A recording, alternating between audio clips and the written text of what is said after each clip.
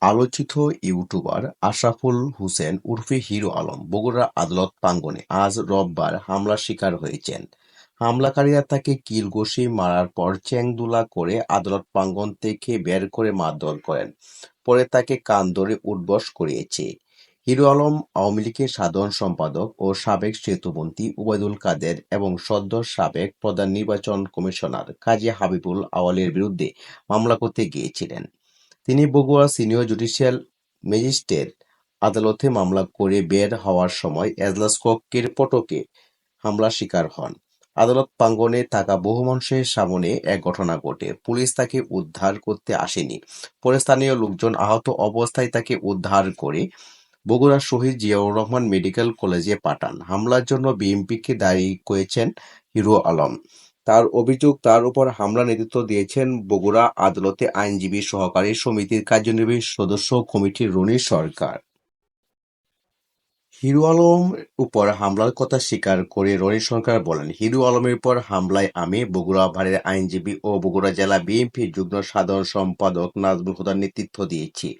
হামলার কারণ সম্পর্কে তিনি বলেন, হিরো আলম বিএনপির ভারপ্রাপ্ত চেয়ারম্যান তারেক সম্পর্কে কটূক্তি করেছেন।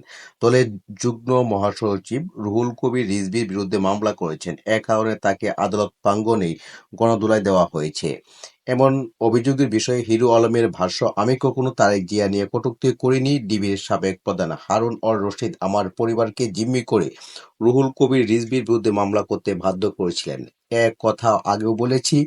তিনি তার উপর হামলাকারীদের শনাক্ত করে আইনের আওতায় আনার দাবি জানান। তবে হিরো আলমের উপর হামলার অভিযোগকে অস্বীকার করেছেন বগুড়া জেলা বিএনপির যুগ্ম সাধারণ সম্পাদক নাজমুল হুদা। তিনি বলেন, হিরো আলমের উপর হামলার ঘটনার সঙ্গে আমার কোনো সংশ্লিষ্টতা নেই। হামলাকারীদের চিনি না। এ ঘটনায় আমার নাম আনা হয়েছে, সেটা আমারও একটি প্রশ্ন। হামলার বিষয়ে বগুড়া জেলা আইনজীবী সমিতির সাধারণ সম্পাদক ও জেলা বিএনপি সহসভাপতি আব্দুল বাসেত জানান, হিরো আলমের উপর হামলার সঙ্গে বিএনপির কেউ জড়িত নয়। হামলাকারীরা কারা তা প্রশাসন খুঁজে বের করুক। দলের কারো সংশ্লিষ্টতা পেলে সাংগঠনিক ব্যবস্থা গ্রহণ করা হবে। প্রত্যক্ষদর্শী সূত্রে জানা যায়, আজ বেলা 11টার দিকে বগুড়া আদালতে যান হিরো আলম। এ সময় তিনি আওয়ামী লীগের সাধারণ সম্পাদক ওবায়দুল কাদের, সাবেক সিইসি কাজী হাবিবুল আউয়াল, বগুড়া ৬ আসনের জাসদ সমর্থিত সাবেক সংসদ সদস্য একেএম রেজাউল করিম, তাজসেন, নন্দীগ্রাম উপজেলা পরিষদের সাবেক চেয়ারম্যান ও উপজেলা আওয়ামী লীগের সভাপতি আনোয়ার হোসেন সহ ৩৯ জনকে আসামি করে বিস্ফোরক ও হত্যাচেষ্টার মামলা করেন।